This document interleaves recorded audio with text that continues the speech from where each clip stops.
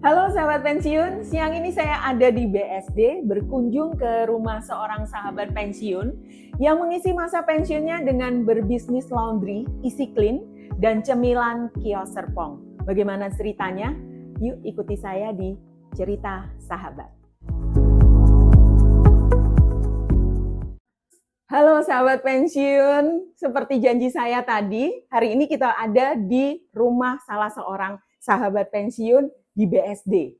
Beliau ini punya bisnis di masa pensiunnya laundry, Easy Clean nama laundrynya, dan nih snack yang sekian banyak, ini namanya snacknya kios Serpong. Nah, sudah hadir bersama kita salah satu sahabat pensiun, ada Pak Aditya Trituranta. Halo Ya, Pak Adit, apa halo, kabar? apa kabar? Sehat Pak Adit? Puji Tuhan. Oke, puji Tuhan sehat ya Pak Adit ya. Sehat dan semangat ya Pak ya. Tetap semangat. Tetap harus semangat. Oke. Terima kasih ya Pak Adit. Pak Adit mau untuk kami datengin untuk ngobrol ya.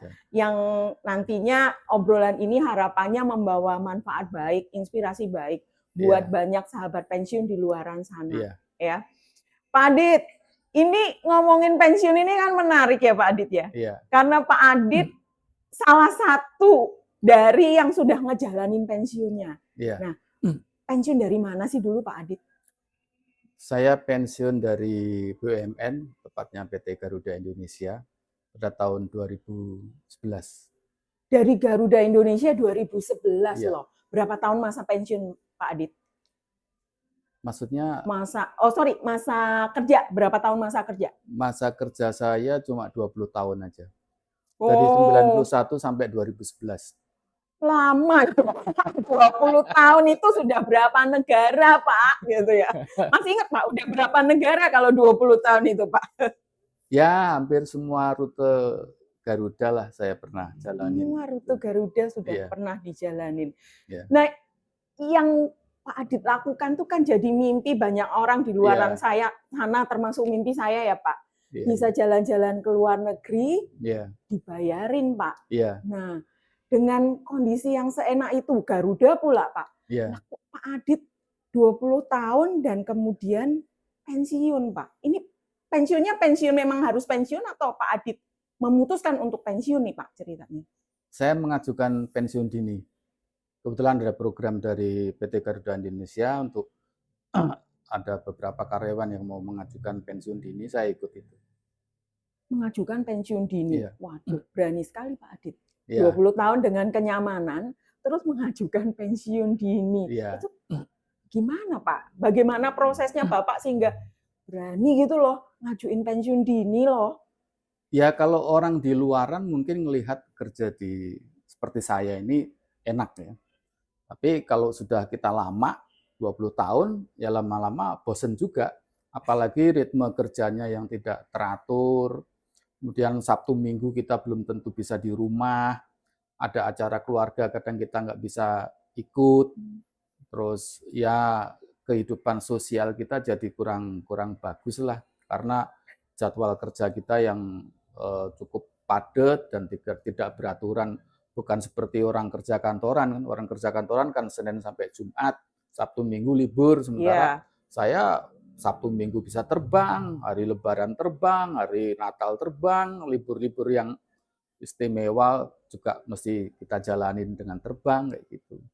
Adit mempersiapkan itu nggak? Maksudnya ya memang sebelum memutuskan tuh Pak Adit sudah punya persiapan sebelumnya, mungkin waktu masih jadi karyawan atau seperti apa, sehingga oke, ini waktunya saya untuk bebas nih. Atau tiba-tiba nih, saya keluar, saya mau bebas gitu. Ini gimana nih, Pak Adit? Ya, selama saya bekerja, saya nggak hanya sekedar kerja, tapi saya belajar.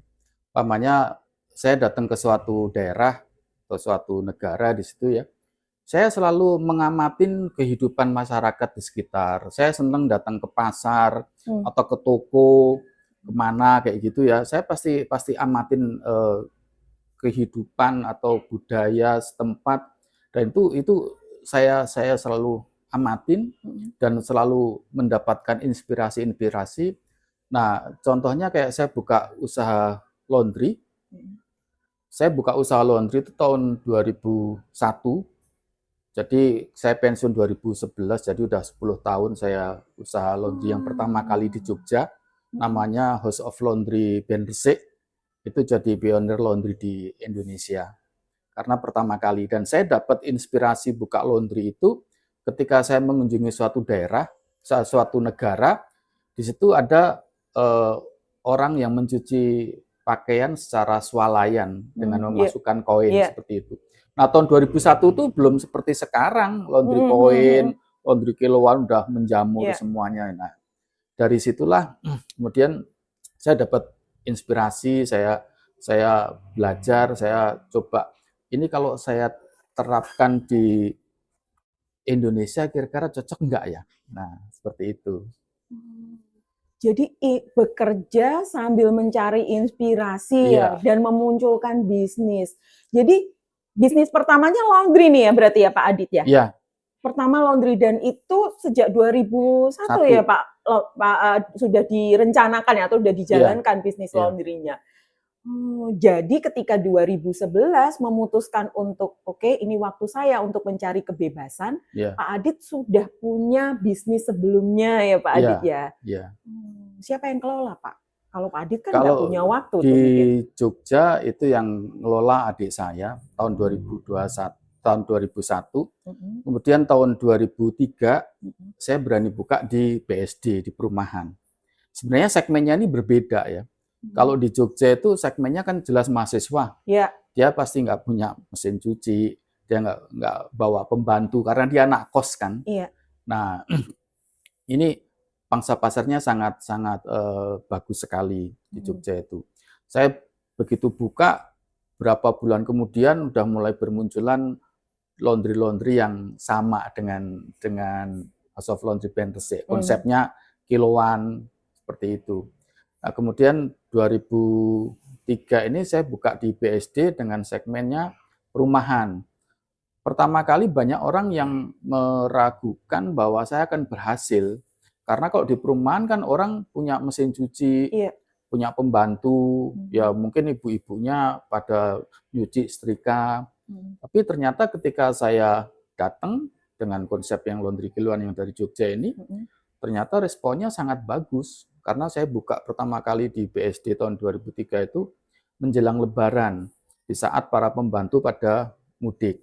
Nah, biasanya kan ibu-ibu itu pasti kewalahan, yang paling males ngerjain adalah nyuci dan setrika. Nah, saya menawarkan jasa itu kepada warga perumahan di BSD ini, Serpong ini. 2003 ya itu Pak Adit ya? 2003. Oke, nah artinya ketika mau memasuki pensiun atau memutuskan pensiun ini Pak Adit memang sudah punya kesiapan ya Pak? Apa memang dari awalnya sudah berpikir bahwa tidak akan menjadi karyawan selamanya gitu ya Pak ya? Ya, saya memang dari sekolah saya udah seneng usaha ya. Saya waktu kuliah itu ada jualan minuman dingin karena waktu itu ada ospek mahasiswa baru kan. Sementara kampusku itu tidak ada kantin yang jual minuman dingin. Saya melihat peluang itu. Akhirnya saya mencoba jualan kayak minuman dingin ya waktu itu, kayak Sprite, Coca-Cola kayak gitu. Dan itu laku. Kemudian saya juga jualan pakaian. Jadi saya ngambil dari orang, saya jual ke teman-teman saya seperti itu. Jadi saya memang udah senang melakukan bisnis. Dan bisnis yang saya lakukan itu sebenarnya timbul dari suatu pengamatan. Jadi dari pengamatan akan timbul suatu peluang dan keyakinan yang mewujudkannya. Kayak laundry itu, saya pengamatan di luar negeri, ada orang yang nyuci secara swalayan, kemudian saya amati, saya tiru, saya modifikasi dengan konsep laundry kiloan seperti itu. ATM ya Pak? ATM. Wah, ini menarik nih. Nanti habis ini kita akan cerita nih bagaimana Pak Adit menjalani part demi part bisnis laundry-nya ini mulai 2001, 2003 buka di BSD dan akhirnya masih eksis sampai sekarang. Ya, itu bagaimana setelah part berikut ini.